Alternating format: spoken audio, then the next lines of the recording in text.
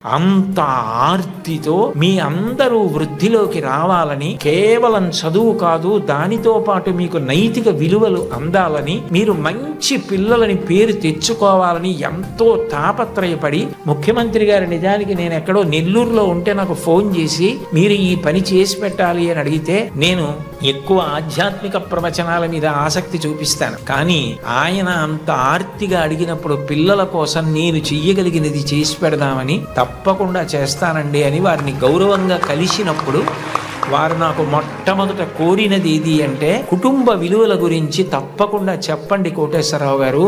ఇంట్లో తల్లిని, తండ్రిని, గురువుని, తోబుట్టువుల్ని గౌరవిస్తే పిల్లలు మంచి వాళ్ళు అవుతారు. పిల్లలు మంచి వాళ్ళైతే వాళ్ళు మంచి పేరు తెచ్చుకుంటే, వృద్ధిలోకి వస్తే, దురలవాట్లకి దూరంగా ఉంటే అంతకన్నా మీకు కానీ నాకు కానీ ఏం కావాలి?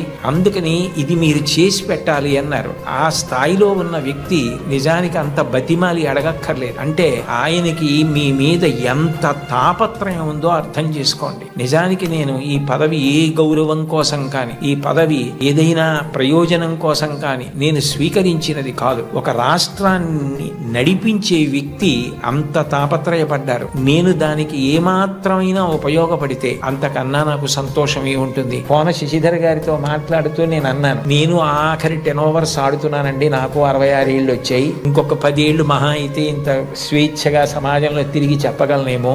ఈ సమయం నేను పిల్లలకి కొంత కేటాయించి చేయగలిగితే నాకు అంతకన్నా ఆనందం ఏముంటుంది అని ఒప్పుకున్నాను. కాబట్టి నేను చెప్పిన ప్రతి మాట నా గుండెల్లోంచి వచ్చింది తప్ప నా నోట్లోంచి వచ్చింది కాదు.